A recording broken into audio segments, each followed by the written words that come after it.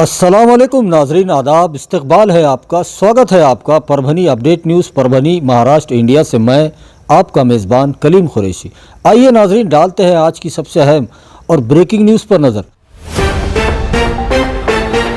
नाजरीन, आपको बता दें कि कल 11 दिसंबर को परभनी ज़िले के तमाम 9 तालुकों में कहीं पर भी किसी किस्म की कोई पाबंदी परभनी ज़िला प्रशासन ने नहीं लगाई है।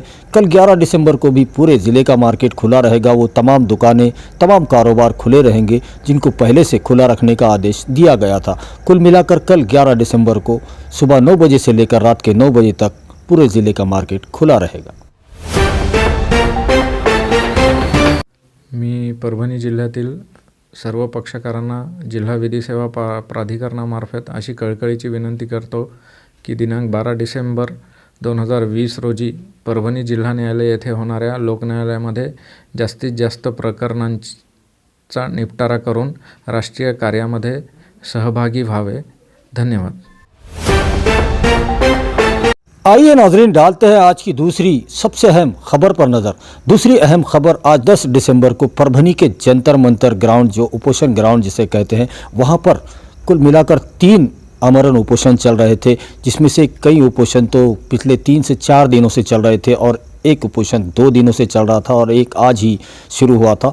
जिसमें सबसे पहला जो उपोषण जो 4 दिनों से चल रहा था वो राना एकता स्कूल बस ड्राइवर और मालक इनकी संगठना की तरफ से आमरण उपोषण था। तो दूसरा अनुकंपा में जिनके नाम हैं ऐसे उम्मीदवार, उनका आज आमरण उपोषण था। तो उन्हीं के साथ में परभनी जीनिंग एंड प्रेसिंग इनके परभनी संगठना की तरफ से ये 3 उपोषण जो आमरण उपोषण थे, इन तीनों ही उपोषणों को परभनी से शिवसेना के आमदार, कार्य सम्राट आमदार डॉक्टर राहुल पाटिल साहब ने इन तीनों ही आंदोलनकर्ताओं से बात की, उनको भरोसा जताया और तीनों ही आमरण उपोषण करने वाले आंदोलनकारियों ने अपना आमरण उपोषण वापस ले लिया है। आज 9 दिसंबर को परभनी उपोषण ग्राउंड पर 3 बड़े उपोषण थे, जिसमें से कुछ उपोषण तो पिछले 3-4 दिनों से चल रहे थे, जिसमें राना एकता स्कूल का ड्राइवर और मालक संगठन का आमरण उपोषण चल रहा था।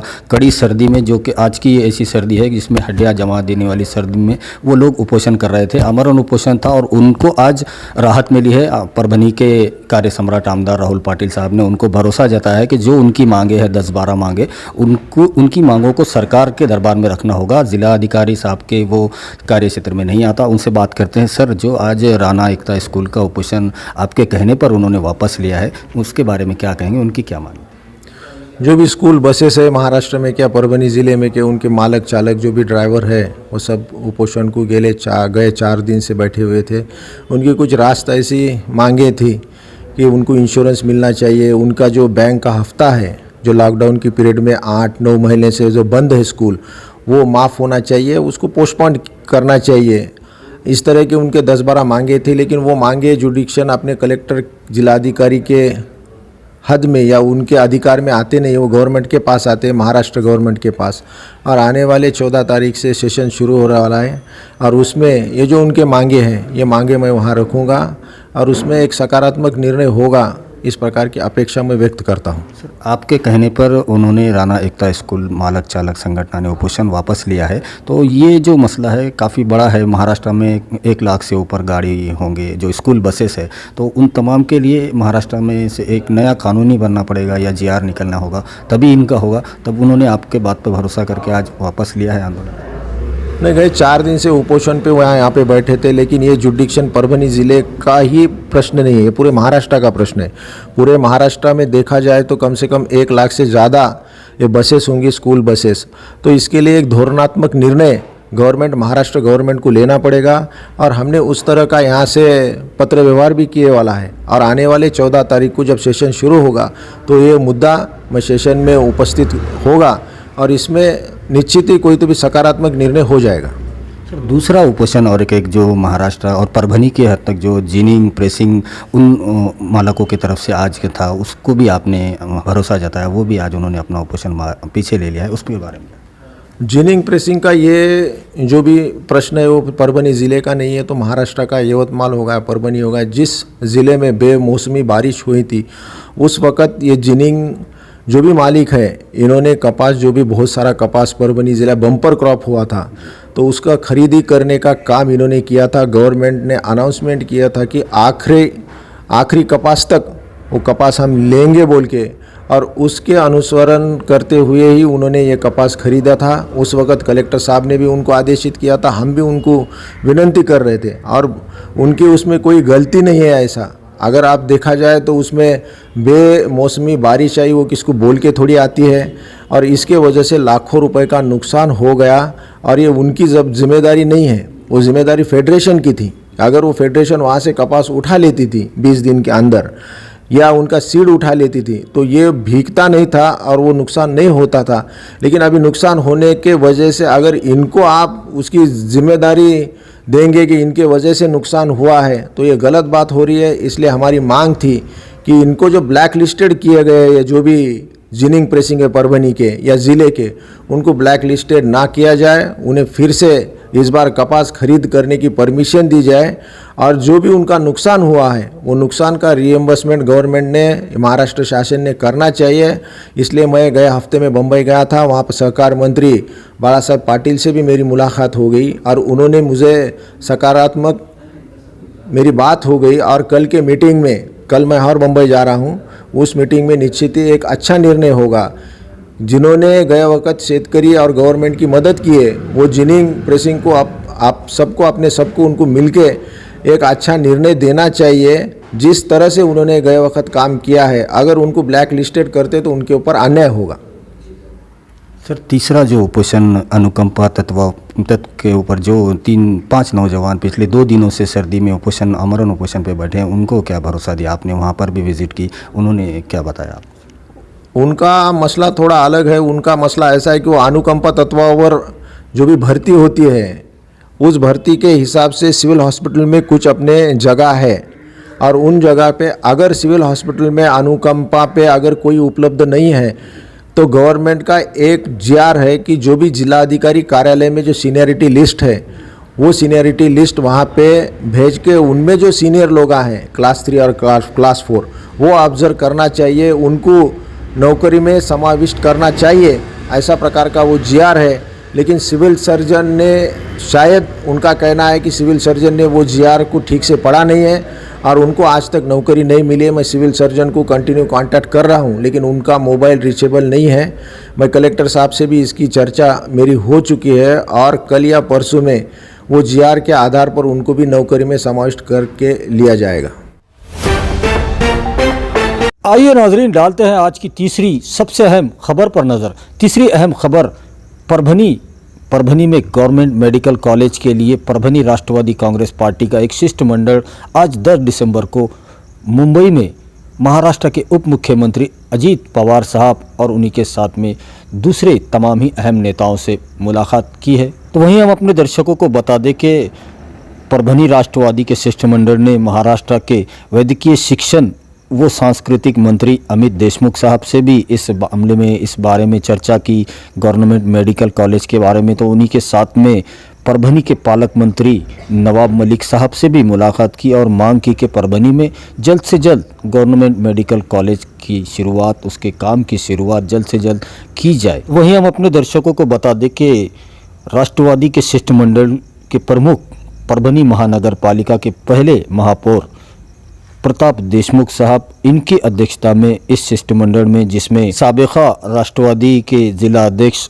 एडवोकेट स्वराज सिंह परिहार साहब मौजूद थे, तो उन्हीं के साथ में परभनी महानगर पालिका के विरोधी पक्ष नेता विजय राव जी जामकर साहब ये भी मौजूद थे। तो उन्हीं के साथ में कॉरपोरेटर जाकिर लाला साहब, corporator Bala Saheb Bulbule, corporator Vikas Langote, corporator Ali Khan, corporator Pasha Qureshi के साथ में corporator Kaleem boss, corporator Amul Pathrikar, corporator Shaikh Fahad, corporator Shaikh Abdul Naeem, corporator Gaudan Bai Rode, corporator doctor Sanjay Khillare, corporator Sangeeta Rajesh दूधगांवकर।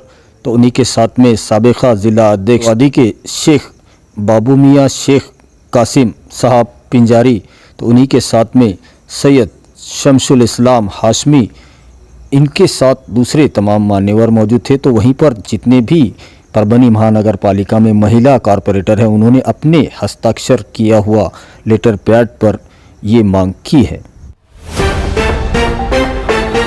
आइए नाजरीन, डालते हैं आज की चौथी सबसे अहम खबर पर नज़र।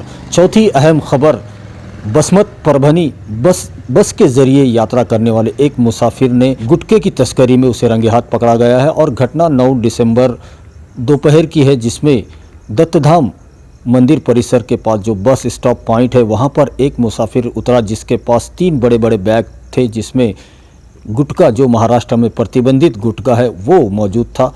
पुलिस ने उसे रंगे हाथों पकड़ लिया है। को बता दें कि परभनी पुलिस का जो एलसीबी पथक है, एलसीबी पथक के फौजदार विश्वास खोले, इनके अध्यक्षता में इस कार्रवाई को किया गया, जिसमें हनुमंत जक्केवाड़, बाला साहब तुप समिंदरे, चंद्र खुपसे, संजय घुगे, किशोर चौहान, महिला पुलिस आशा सावंत, इनकी इस टीम ने रंगे हाथों एक गुटखा तस्कर को 54,902 रुपये का प्रतिबंधित गुटखे के साथ पकड़ा है, जिसमें पुलिस जवान दिलावर खान की फरियाद पर नया मोंडा पुलिस स्टेशन में एफआईआर दर्ज कर ली गई है। तो वहीं पर ये जो गुटखा तस्करी हो रही है, ये नए आए दिन नए फार्मूले निकाल कर गुटखा तस्कर अपनी तस्करी कर रहे हैं और बसमत से काफ़ी गुटखा परभनी में आने की खबरें मिल रही है। आइए नाजरीन, डालते हैं आज की पांचवी सबसे अहम खबर पर नज़र। पांचवी अहम खबर उन तमाम रेलवे से सफ़र करने वाले यात्रियों के लिए बड़ी अहम खबर है, क्योंकि कल 11 दिसंबर से रामेश्वरम ओखा रामेश्वरम ये स्पेशल एक्सप्रेस गाड़ी, जिसके 6 फेरियां कल 11 दिसंबर से लेकर 31 दिसंबर के बीच में चलाई जाएगी। ऐसी मालूमात नांदेड़ रेलवे विभाग की तरफ से एक प्रेस नोट के जरिए दी गई है। वहीं हम अपने दर्शकों को बता दें कि रामेश्वरम ओखा रामेश्वरम ये जो स्पेशल एक्सप्रेस गाड़ी शुरू की जा रही है, ये 11 दिसंबर को क्रमांक 06733 11 दिसंबर को रात 10:10 को छूटेगी। तो वहीं पर 5 स्टेशनों पर रुकती हुई परभनी में 6:58 को आएगी। 6:58 को दूसरे दिन पर ये परभनी में आएगी। तो वहीं पर ओखा से रामेश्वरम गाड़ी संख्या 06734 15 दिसंबर को रामेश्वरम ओखा से रामेश्वरम के लिए छूटेगी सुबह 8:40 को।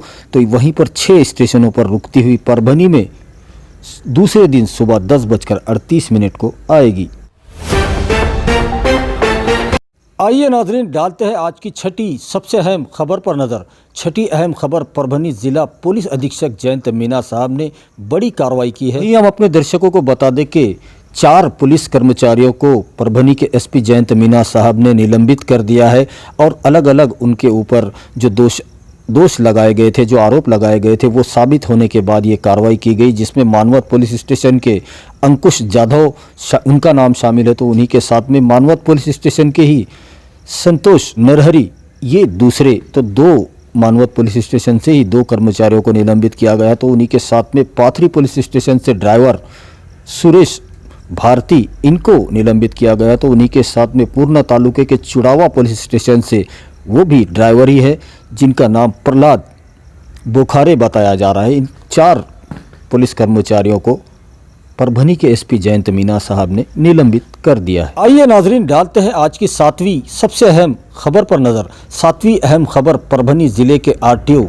श्री कृष्णा नखाते साहब ने ताबड़तोड़ कार्रवाइयाँ शुरू की है और उनका मकसद भी साफ है कि पूरे ज़िले को हादसा मुक्त, एक्सीडेंट मुक्त बनाना है। और इसी को देखते हुए गुज़िश्ता कल 9 दिसंबर को परभनी के गंगाखेड़ रोड पर 110 गाड़ियों के ऊपर उन्होंने कार्रवाई की है। आप देखिए ये रिपोर्ट। परभनी जिले में कल 9 दिसंबर को जो कार्रवाई परभनी आरटीओ की तरफ से की गई गंगाखेड़ रोड पर, जिसमें लगभग 110 गाड़ियों के ऊपर कार्रवाई की गई, जिसमें गाड़ियों का इंश्योरेंस नहीं था, पासिंग नहीं थी, किसी के पास हेलमेट नहीं था। तमाम ही बातों के ऊपर बारीकी से आने वाले दिनों में ध्यान दिया जाएगा। कृष्णा नखाते हमारे साथ आरटीओ है परभनी के, उनसे बात करते हैं कि आने वाले दिनों में परभनी में कैसी कार्रवाई हो सकती है और जनता ने क्या सावधानियां बरतनी चाहिए, उनसे बात करते हैं। सर, जनता से क्या आह्वान करना चाहेंगे आपके आने वाले दिनों में, क्योंकि कार्रवाई कल 9 दिसंबर को गंगाखेड़ रोड पर हुई, आने वाले दिनों में पूरे शहर में, पूरे ज़िले में हो सकती है, तो जनता से क्या आह्वान करना चाहिए?